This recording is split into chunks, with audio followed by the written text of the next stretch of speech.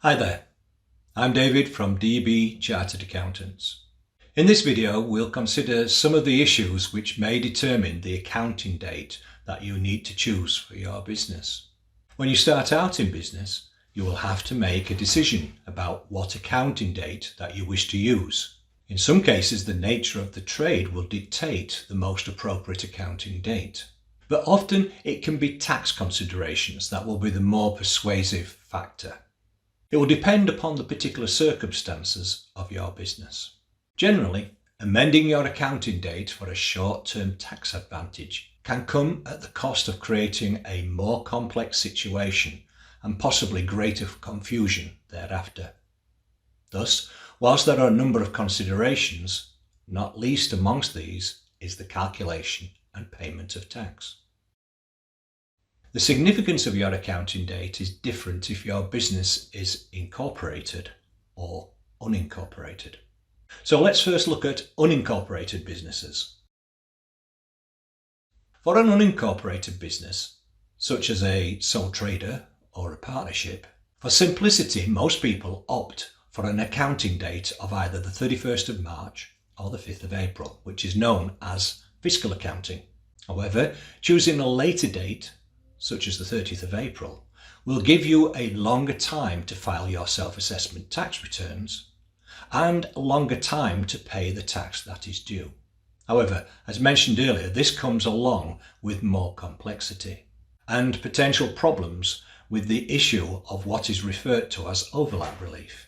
If profits are relatively consistent year on year, the accounting dates will not have any significant effect on the profits charged to tax for each year.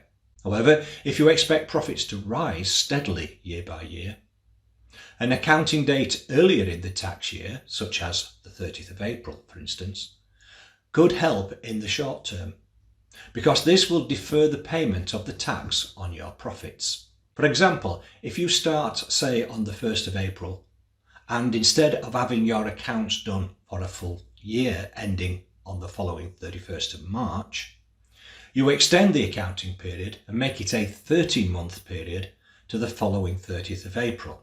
Because profits in the first year will likely to be smaller than those that you will earn in the following year, then the profits subject to tax in your first two tax years will be assessed upon the first period's lower profit. The high profit in the second year would then be pushed along, and you would not be assessed upon the higher level of profits until the third tax year. Thereafter, your profits will be taxed 11 months in arrears until the business ceased. This will give you a longer time to complete your tax returns and consequently delay the date that you pay the tax on the profits. In choosing your accounting date, it may also be necessary to bear in mind the seasonality of your business. As part of the profit for the first period of trading could be taxed twice, it would be quite unfortunate if a poor choice of accounting date were to accelerate the tax on the profit on your first business period. If you have seasonally higher levels of profit, it might be beneficial to run your first accounts up to a date just short of your peak period. Generally, we don't advise new businesses to have an accounting period other than the 31st of March, as this can cause confusion for the business owner and undesirable consequences when your business ends. For businesses using a date other than the tax year, there will be some element of doubly taxing the profits made in the first accounting period. The amount that is doubly taxed is usually referred to as overlap relief. Thus, for a business using a date other than the tax year end of the 31st of March or the 5th of April, there will be some element of double counting or overlap in the first year of their business. Where you have an accounting date other than the 31st of March, this will cause a bunching of your tax liabilities at the cessation, because all your profits that have not yet been assessed prior to your cessation will be assessed in your final tax year. This is when the overlap relief caused by the doubly assessed profits in your first year come into play. The amount of the overlap will be held in reserve for use when the business ceases, or on an interim change of accounting date. The major concern here is that because of inflation, the overlap relief will be worth less in the future years than it is at present. There are a number of ways of mitigating the effect of overlap relief. You could plan to retire on or shortly after the accounting date in the hope that the overlap relief has a better chance of reducing the final tax burden.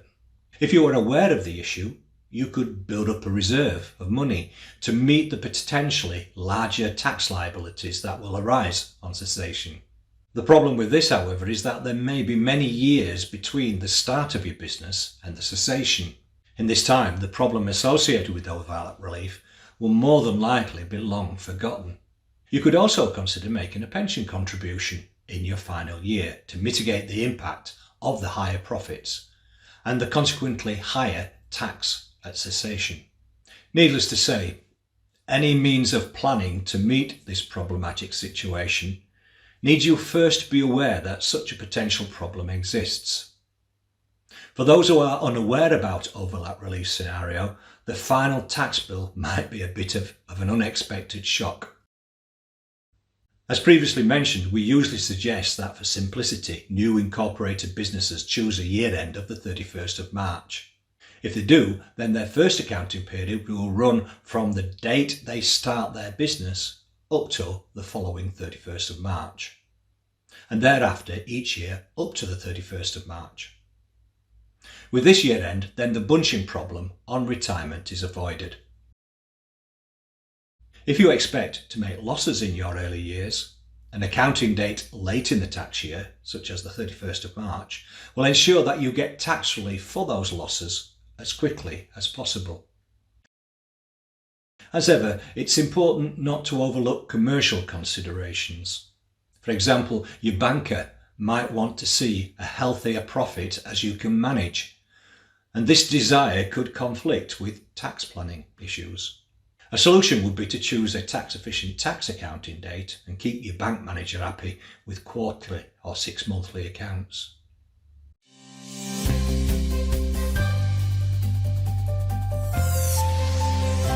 For incorporated businesses, such as limited companies, the choice of the year end is less complicated. Unlike unincorporated businesses who are taxed on a tax year basis, limited companies are taxed upon the accounting periods that they choose. By default, a new limited company will have a year end that is at the end of the month, that is 12 months after the date of incorporation. The directors can, if they wish, shorten this period as often as they would like, as long as the counting periods are not less than 6 months. They also have the option to extend their accounting periods up to a maximum of 18 months, though normally they can only do this once in any 5-year period. Most people accept the default date for their companies, unless there is a reason for not doing so. Such a reason could be to push the highly profitable later end of your first counting period into the following period to defer the tax that is payable on it. For example, suppose that profits were as follows: first 6 months, £10,000, second 6 months, £100,000.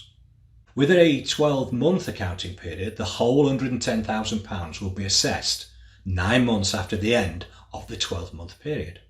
If the first accounting period was shortened to only 6 months, only £10,000 will be assessed 9 months after the end of the 6-month period.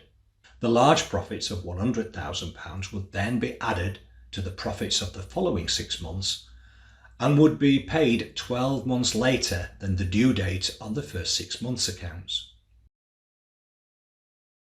You may consider extending your accounting period beyond 12 months if you expect the profits in the next 6 months may be lower than in your first year due to losses or higher levels of capital expenditure. Sometimes accounting dates are adjusted to avoid having to do stock takes at awkward times of the year when stock levels are abnormally high. For example, a shop that has a larger stock in anticipation of Christmas would avoid a year end of, say, November, when stock levels are considerably higher than, say, in June. The choice of year end may also be changed in order to avoid times when you know that you're going to be very busy. It may be better to have a year end that is close to your seasonally busy period. As I explained, your choice of accounting date can have an impact upon your business, not least with regard to tax. You need to carefully consider and plan the accounting date that you're going to adopt, and usually this is better done by discussing it with your accountant, both at the outset of your business and during the course of your first year as your business develops. If you would like any help with this or any other matter, you can contact us on help@deb-accountants.co.uk or give us a call on 01 226 245824. Thank you for watching this video, and please subscribe to our YouTube channel so that you're notified when we upload any new videos.